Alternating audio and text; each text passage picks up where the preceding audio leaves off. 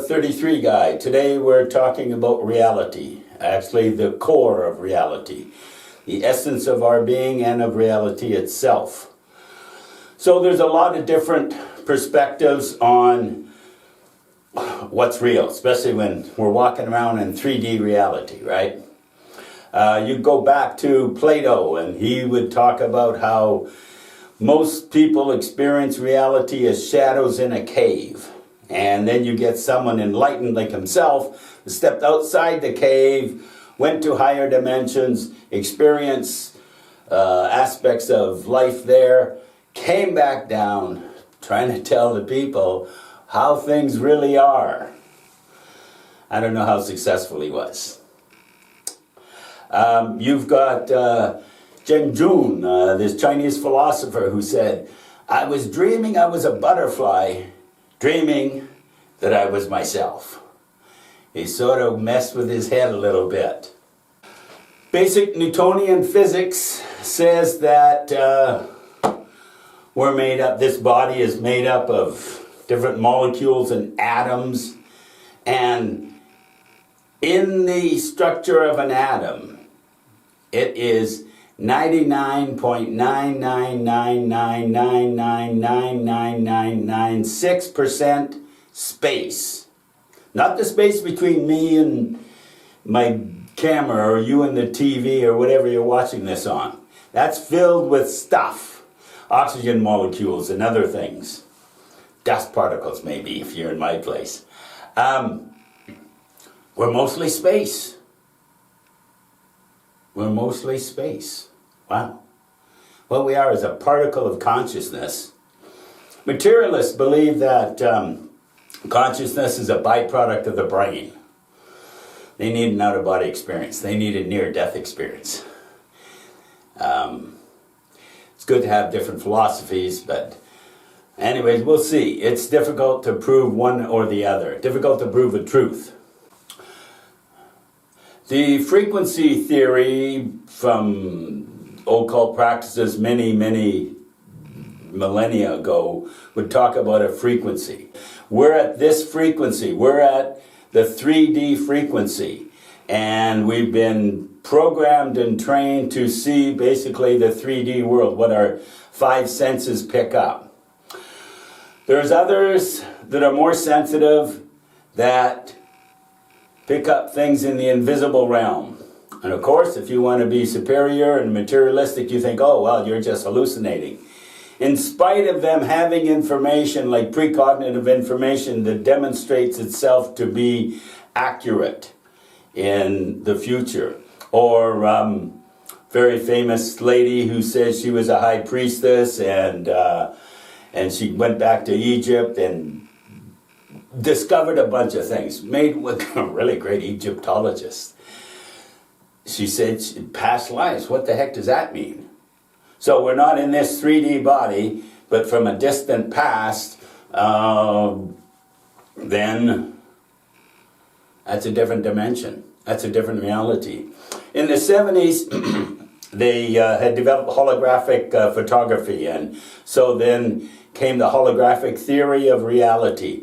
The holographic theory basically ends up saying that we're all in a different holographic reality, a different frequency. The way that you make a hologram, by the way, is that you take three lasers, let's call them height, width, depth. I don't know that part for sure. Makes sense. And we function in time/space. So they beam it on this 3D object and then flash it onto holographic material, a plate. And then you put it in a different machine that has three lasers also, and you beam it in there, and there is a 3D image of what you put on the plate. The plate is just a bunch of swirls, a bunch of frequencies, doing some digital dance. Here's an interesting thing about a hologram. If this was a hologram, and I broke it and took a piece of it, and then took that piece and put it in that holographic camera part, it will still produce the entire thing that was shown. I think we're like that. We are a particle, a unique facet of a multifaceted diamond called the universe, God, whatever, and we can have the knowledge of the whole ocean. We're just a drop, but we can have the knowledge of the whole ocean, the experience of the whole ocean. The more that we get our little ego self out of the way, that particle, that pure part, that core reality, that's what we call our higher self, our soul, highest state of consciousness that we have. That is holographic theory. The latest theory, and it usually follows our technological developments, is that we live in a virtual reality. We are an avatar of, it's like when you're playing a game. I don't play those games, but there's me, then there's my character in there called an avatar. Avatar, from a religious point of view, by the way, refers to an incarnate being, a 3D Jesus, Buddha, Yogananda type, that has a pure aspect of God shining through. And they come into this world when we need help to recognize what reality really is, what's important. And so thank you to all the masters and great souls that are walking on the planet.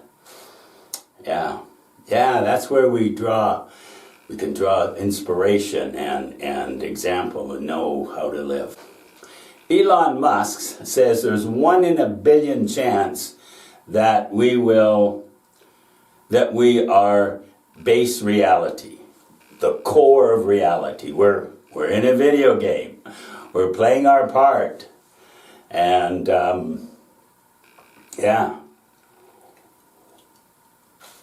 hard to say how much we are running the show. We make choices. We have free will, for sure.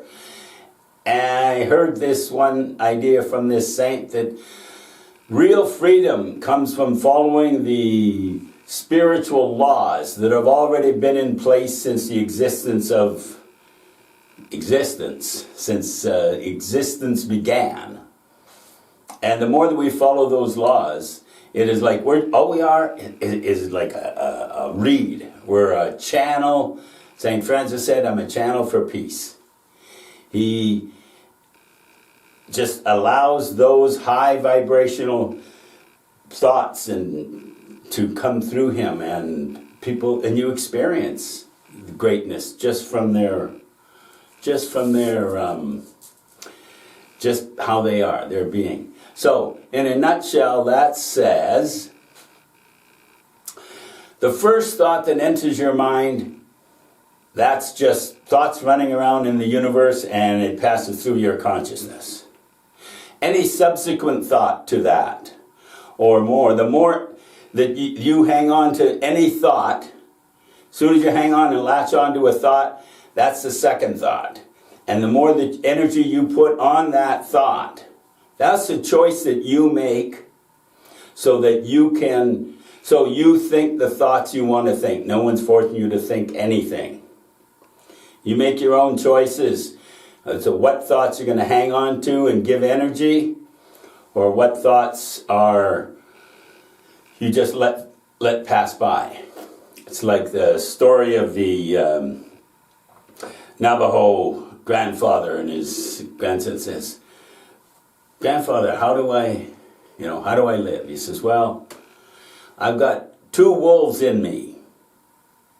One is evil, and it's jealousy, it's pride, it's passion, all that. And then I have good stuff, like my better qualities of caring and thoughtfulness, etc. You get the picture." And the child says, "Well, which one wins?" They were both fighting a war for dominance on grandfather's mind and heart. He said, "The one that I feed." I like that. I really enjoy that. The ones that I feed, the thoughts that I feed, are the ones that will be dominant. I'm the master of my fate. So it seems as though all these different philosophies are talking about a nature here in 3D reality that is the byproduct and the function of other higher, of our thinking, of other vibrations. Well, Christians will think about heaven and hell. I like, that quote, what sounds strange to say, my Father's house has many mansions. More like my Father's house, lots of rooms. Basically the same idea. Outside of this reality, there's many other dimensions. Yeah. Lots of different places to go, depending on our thinking. Emanuel Swedenborg, who saw that fire from hundreds of miles away, witnessed by hundreds of people, and, clairvoyant from a distance, for sure.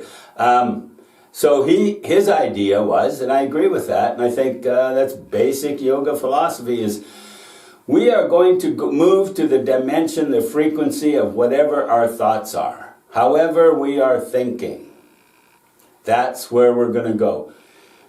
Our dreams, good access point. So, basic yoga philosophy was saying the same thing. This is all Maya. This is all an illusion. The only thing that's real is our very core, our soul, our deepest self, our higher self. Any of those concepts is the essence of our being, which is a spark of the big G, and a very unique aspect of the universe that only you, in all of time, can present. So imagine that. Like you got a duty, a responsibility to be the very best that you can be. There's hundreds of ways to get closer. All you need is one step closer to the best of you. How do you do that? Meditate. Very good one. Go out in nature. Very good one. Eat healthily. Good nutrition. Exercise. There's many paths to personal growth. I like what the Course in Miracles say, is that we don't need to sort of hunt for anything that is us or find ourselves in a way. All we have to do is get rid of the muck that's our ego, okay? The dark side of ourselves.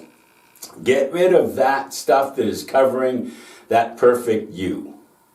You do it one step at a time. You're not going to sit down and expect to get enlightened and talk to God as soon as the first time you meditate. If you do, you got a great imagination. Or I really hope that does happen to you. I've been at that for a long time, half a century. I mean, my mind just still. Anyway, it doesn't matter. Try meditating. It's healthy for you physiologically, spiritually, mentally, socially. There's a lot of research showing that. Any form of personal growth. Some people take psychedelic psychotherapy. God, really effective. LSD has a 50% cure rate for alcoholism. Nothing comes close to that. AA program is the next closest. It's what, 15 to 30%. MDMA, really good for PTSD. Those people are just so hurt. You get a good therapist. You need a therapist. This is not a recreational tool. It's like alcohol.